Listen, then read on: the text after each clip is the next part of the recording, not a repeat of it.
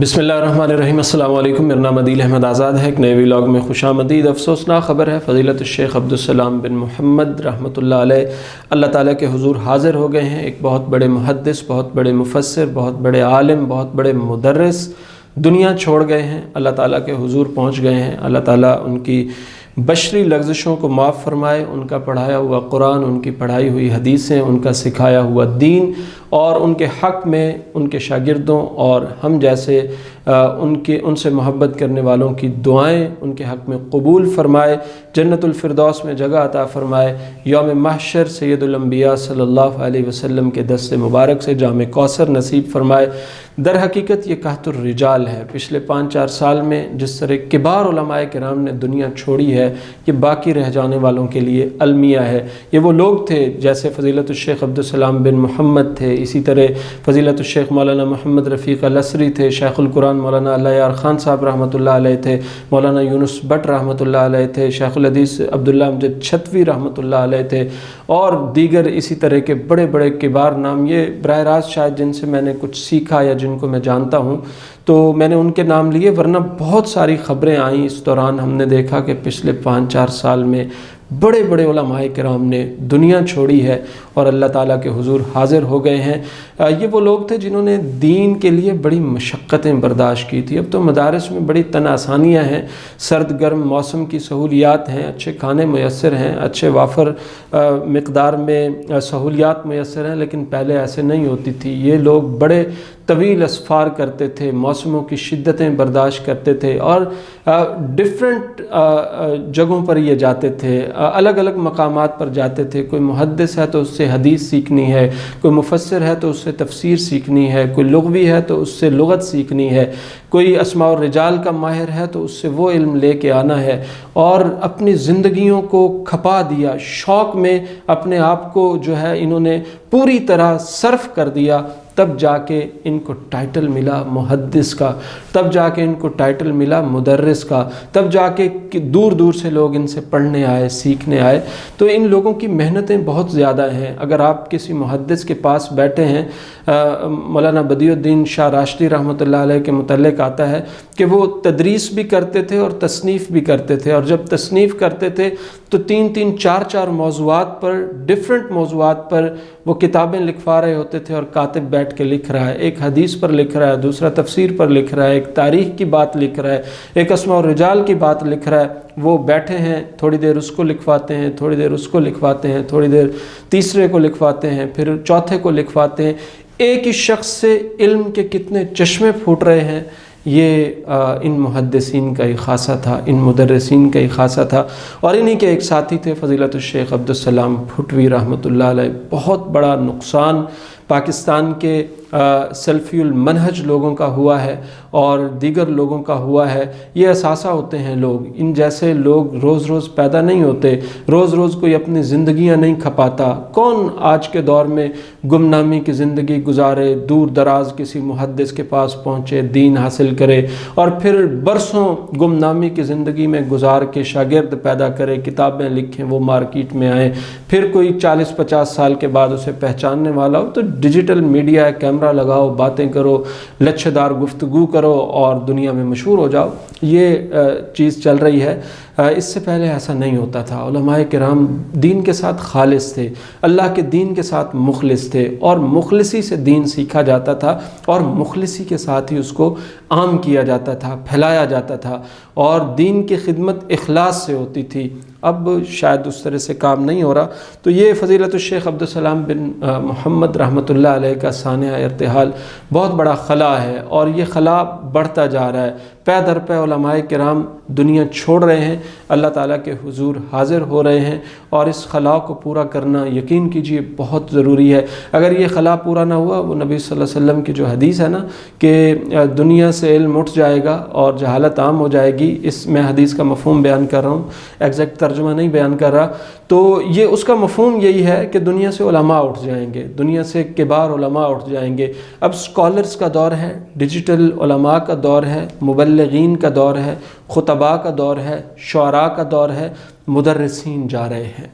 محدثین جا رہے ہیں، حدیث کا فہم رکھنے والے جا رہے ہیں، حدیث کا پورا ادراک رکھنے والے جا رہے ہیں، متن کیا ہے، سند کیا ہے، سند کا راوی کیا ہے، راوی کون ہے، راوی کی زندگی کیا ہے، اس سے حدیث لینی بھی ہے یا نہیں لینی، محدثین کی اس کے بارے میں رائے کیا ہے، اس حدیث میں کتنے راوی ہیں، کتنے صحیح ہیں، کتنے ضعیف ہیں، حدیث کی اقسام کیا ہیں، غریب کیا ہے، مرسل کیا ہے، صحیح کیا ہے، ضعیف کیا ہے، متواتر کیا ہے، یعنی احادیث پر اس حوالے سے بہت سارا جو کام ہو چکا ہے وہ جاننے والے بہت کم موجود ہیں۔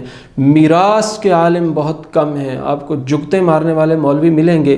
میراث، کوئی آدمی فوت ہو گیا ہے، 6 بیٹے ہیں، 6 بیٹیاں ہیں، دادی ہے، اس کی ماں ہے، اس کا باپ ہے، اس کا بھتیجا ہے، اس کا چچا ہے، اس کے رشتہ دار ہیں، اس کی دولت کیسے تقسیم ہوگی کوئی بتانے والا نہیں ہے۔ میراث کا علم اٹھ گیا ہے، حدیث کا فہم اٹھ گیا ہے، اسماء الرجال کا علم اٹھتا جا رہا ہے۔ یہ وہ علوم تھے جن پر ماپا جاتا تھا کہ کوئی عالم ہے یا جگت باز ہے، جیسا کہ آج کا دور ہے۔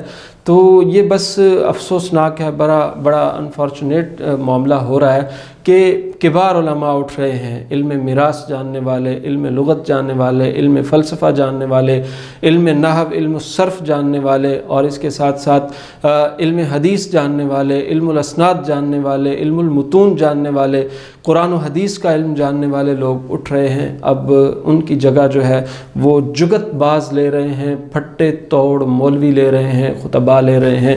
یہ جس درجے کے علماء یعنی سونا کندن کر کے ہم مٹی کے سپرد کر رہے ہیں، اور جس طرح ہم نے سونا مٹی کے سپرد اب پچھلے چند سالوں میں کیا ہے، اگلے چند سالوں میں ہمیں اندازہ ہو جائے گا کہ ہمیں کس طرح کے لوگ میسر آتے ہیں۔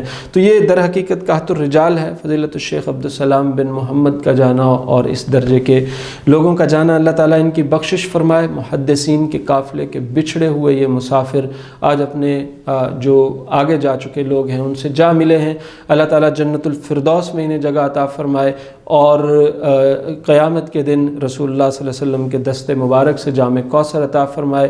ہم ان کا شکریہ ادا کرتے ہیں، اللہ تعالیٰ کے حضور ان کی سفارش کرتے ہیں کہ انہوں نے دین پہنچانے کا حق ادا کر دیا، تفسیر لکھی، حدیث کی کتابیں لکھی، فتوے لکھے، اور ساتھ ساتھ دنیا کو جو ہے وہ بہت سارے اپنے شاگرد دیے، دین پڑھایا، جمعے پڑھائے، درس دیے، درس حدیث، درس قرآن اور درس بخاری، بہت بڑا کام انہوں نے دنیا میں کیا۔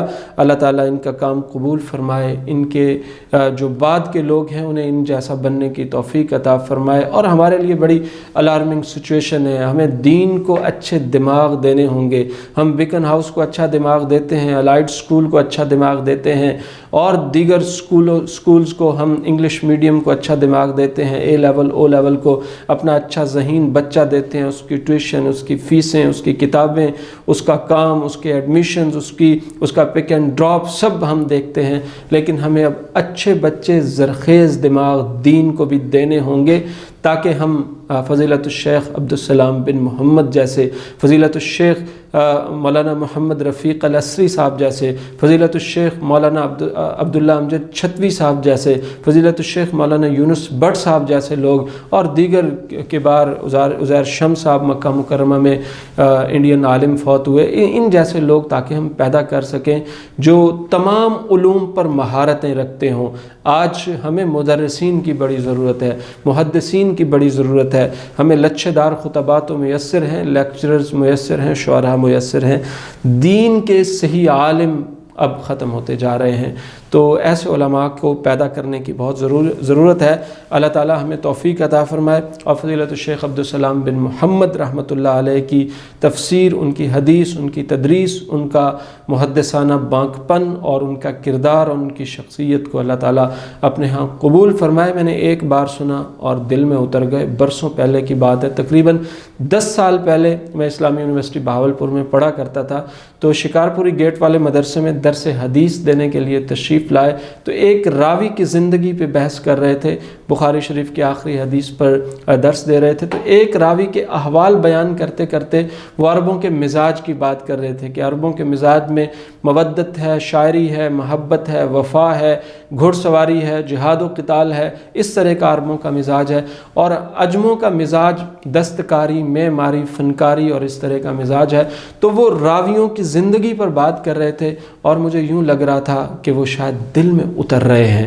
جس طرح جو کچھ ہم نے پڑھا ہوا ہے وہ یوں لگ رہا ہے کوئی آسان لفظوں میں ہمارے سامنے بیان کر رہا ہے. یعنی آپ یہاں کسی سے بات کریں گے نا، شاید وہ آپ کو مسئلہ تو بتا دیں، کوئی اسکالر، کوئی عالم، کوئی شخص آپ کو مسئلہ تو بتا دیں، لیکن ان محدثین کا خاصہ یہ تھا کہ یہ غرق ہوئے تھے علم میں، یہ تمام پوری طرح اپنے ڈوبے ہوئے تھے اپنے علم میں، اور وہاں سے کوئی آسان حل لا کے پوچھنے والے کو بتاتے تھے. یعنی جو معاملات ہیں ان میں آسانی کو، رسول اللہ علیہ وسلم کا معمول بھی ہوتا تھا کہ دو معاملات میں آسان کو اختیار فرماتے تھے، آسان بتلاتے تھے اور آسان کی تلقین کرتے تھے.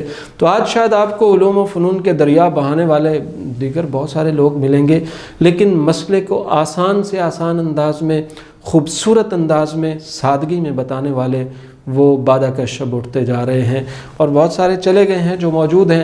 اللہ تعالیٰ ان کی حفاظت فرمائے، ان کی سانسوں میں برکتیں عطا فرمائے، اور ان کے علوم سے اللہ ان جیسے اور بہت سے لوگوں کو پیدا فرمائے. اللہ تعالیٰ شیخ محترم عبدالسلام بن محمد اور دیگر محدثین مدرسین جو اللہ تعالیٰ کے حضور چلے گئے ہیں، سب کی بخشش فرمائے، سب کو محدثین کے قافلے سے جا ملائے، اور یوم محشر سید الانبیاء صلی اللہ علیہ وسلم کے مبارک ہاتھوں سے جام کوثر عطا فرمائے. ہم ان سے راضی ہیں، اے اللہ تو بھی ان سے راضی ہو جا اور ان کی بشری لغزشوں کو معاف فرما.